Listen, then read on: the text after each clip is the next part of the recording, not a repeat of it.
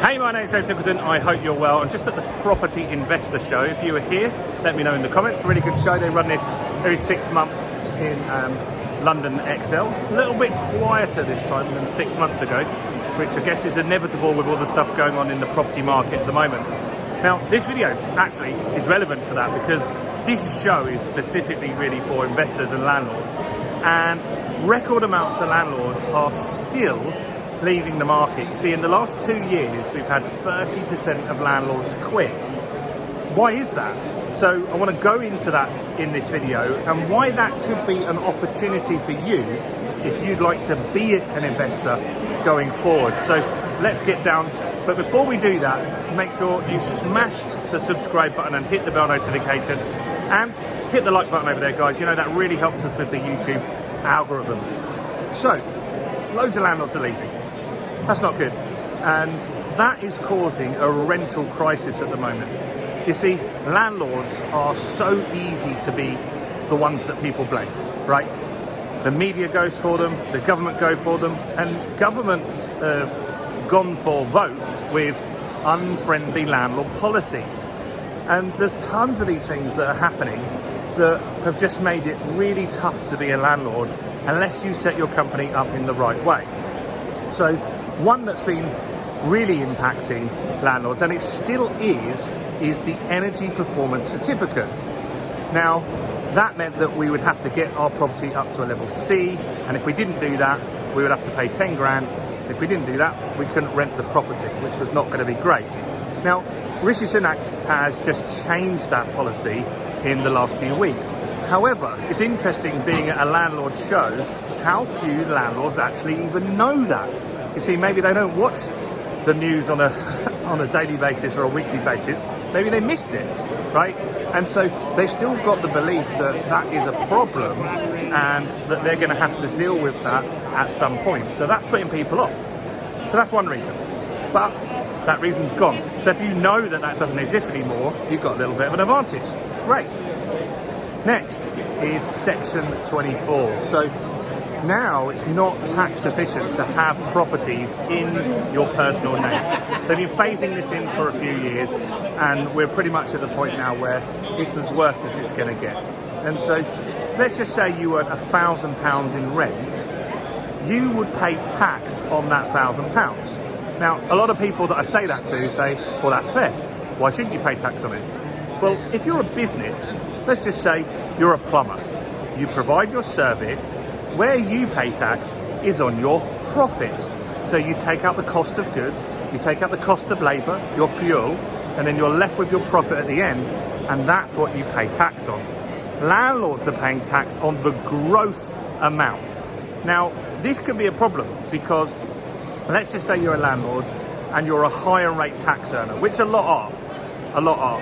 And so that means that they, in that scenario, will be paying tax, could be 50% tax or close to 50% tax on £1,000. £500 goes straight away. Now, the mortgages have gone up as well. So if their mortgage is more than £500, they're losing money every single month, which is not really the scenario they want to be in. And so tons of landlords that have properties in their personal name are selling those properties in order to just get out of the market, and that is a real problem again. Like I said, we've got record amount of landlords leaving. Those landlords that are leaving are causing a rental crisis because rents are going up because there isn't enough stock. We did a video on it earlier this week. Average rental properties are getting 25 inquiries per unit. 25 inquiries per unit. That's crazy, and we really means that rents are just going to keep shooting up for the foreseeable future. So Section 24 is a big problem. Another section is Section 21. Now, this is where you can't get rid of your tenants through no fault evictions. And it's going to be a lot more difficult to get rid of a tenant that is just causing minor problems. Now, if they're not paying their rent or they are causing damages, you can still take them to court, you can still get rid of them, but it's going to be significantly harder than it was previously. This is also going to take longer in the courts, and if you have a problem, that's not what landlords want to see. So some landlords just don't want hassle. They want an easy life, And if they can have that easy life, they would stay in the business. But if there's now new obstacles in the way, they feel like they can't get their property back, they feel their property is more likely to get damaged, then people leave the market. The more landlords leave the market, the higher the rents go. So this is just like a vicious circle. Next, interest rates. Interest rates have been going up considerably, 14 consecutive rises. We're on a pause now. Maybe it's going to go up some more. I don't know. You don't know either. The consensus here at the Landlords show is that a lot of people think that they won't go up any further. In fact, I've met a few people that feel that we might start seeing some declines because America supposedly is looking to pivot now, and they feel that they've maybe over tightened already. So that's something else that's going on. And as a landlord, we pay interest only. So imagine you had a rate of 2% and you borrowed £1,000. That means you're going to be paying £2,000 in payments per year. That's going to be your annual payment. Now, let's just say now your interest rate is 6%, which is a normal payment. Quite easily you can get a mortgage with 6%. Suddenly, you're going to be paying £6,000 per year, 3 times as much.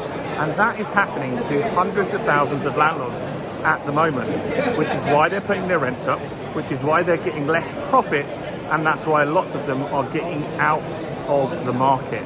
And so for us that are looking to expand our portfolios and keep our businesses going, this is opportunity. Because you see, these landlords, including myself, I've got properties in my personal name, but now there's a better way to do it. And you can run a property through a limited company. That means that you don't pay tax on the gross amount. You can deduct costs. You can put your phone bill through it. You can put your mileage through it. You can put all the costs of running the business through that and reduce your profits. And then you're going to pay corporation tax, which is much lower at 25% at the moment. So it's way more efficient to set that up in that kind of way. Now, there are also landlords that, because they're losing money every month, they just want to get rid of that property, and they will discount that property significantly for you just to get the sale done. Because right now it is a slow market, no one can dispute that. And when it's a slow market, there are less buyers. And when there's less buyers, people are more receptive to offers. So what you've got to look at it as an investor is an opportunity window to get some good deals at a good price, fix them on an interest rate that you're comfortable with for 2 years or 5 years, buy it in a limited company, and then suddenly you could be one of the landlords that this does work for. Now, I always recommend that any deal that you look at, you should look at ones that you can add value. Find a tired landlord that has a property that needs some work done to it. Maybe you can add a bedroom, maybe it's just kitchens and bathrooms, but anything you can do to add value is going to make some new equity in that property for you, and that's also a good thing. So look, there is some downside for landlords in the market, particularly landlords that have got it in their personal name. It's tougher for sure, and I think you're going to still see landlords leaving. You're going to see some more landlords leaving. I don't think it's going to drop as fast as it did. It went down 30% in 2 years. It's not going to go that fast, but you might see another 5 or 10% of landlords leaving. That is potentially a problem. So let me know your thoughts. Do comment below. Smash the like button, guys. Subscribe and hit the bell. Check out some other content on my channel. Why don't you go and watch this video right here.